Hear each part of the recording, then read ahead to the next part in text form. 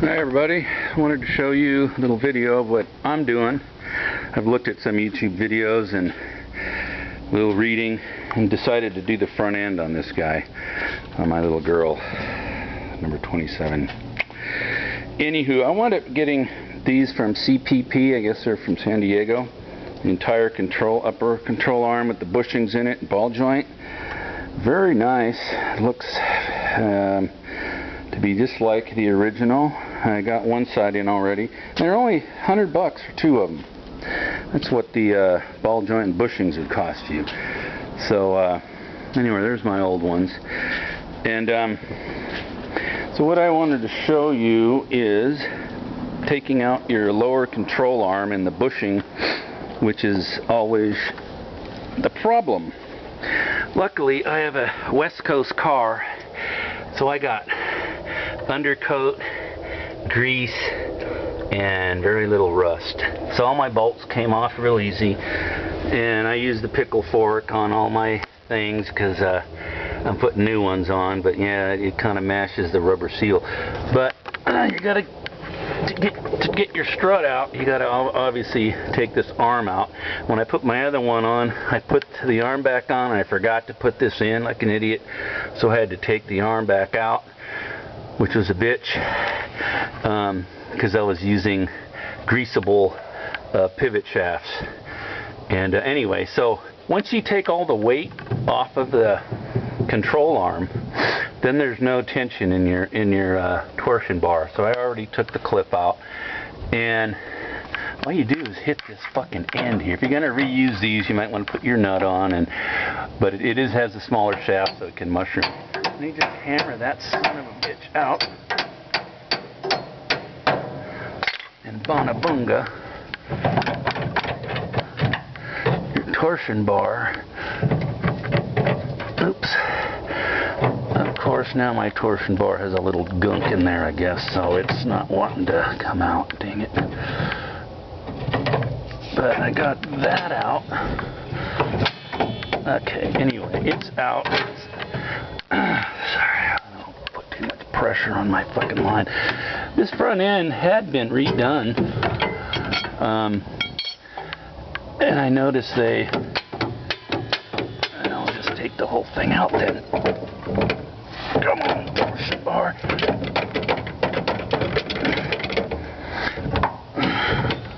There we go. It's coming off. Okay. So yeah, all the ball joints and shit they were loose, but there wasn't any play in it, so it really wasn't in that bad a shape. But I wanted to show you, there's a couple ways of getting these bushings out, which can really suck. But one way, once you pull this shaft out and you take the rubber out, this is already blowing out, what you could do, one thing was to weld a washer. Here's my old one. You'd stick a washer on here and weld it, and then from the other side you stick a thing in and you can hammer it out.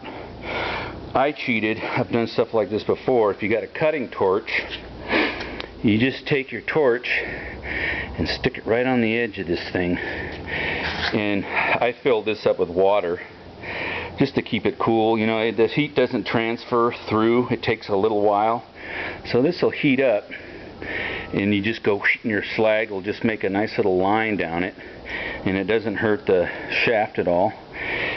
And you take a chunk out and you relieve the pressure, and bam, it pops right out. So I did it the easy way, fast way.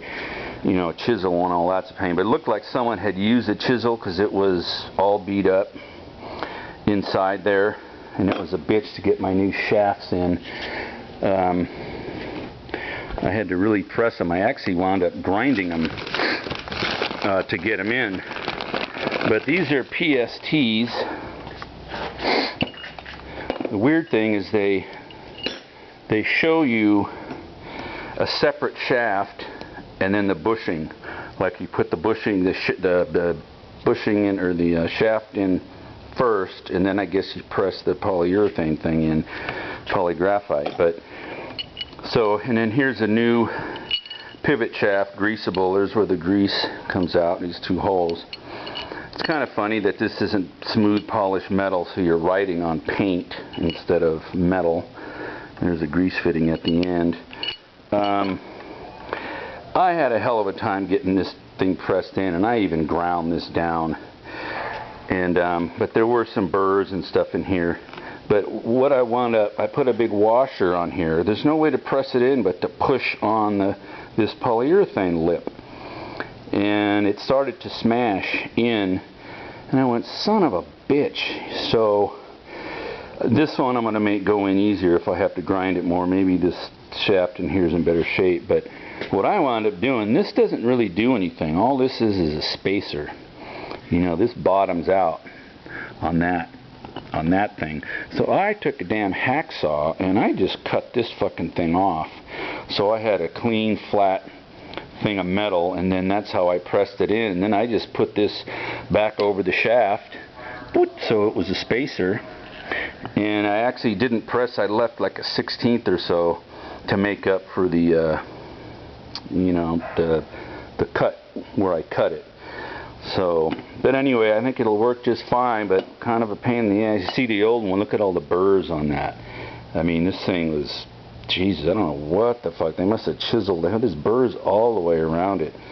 So the shaft was like that too, so it was a bitch. I hope this one isn't as bad. But so anyway, that's how you do take out your control arm bushings, and just, you know, in your torsion bar, you just got to make sure there's no tension on it, and it just pops out, man. These front ends are friggin' awesome. And then you can raise and lower it with your ratchet.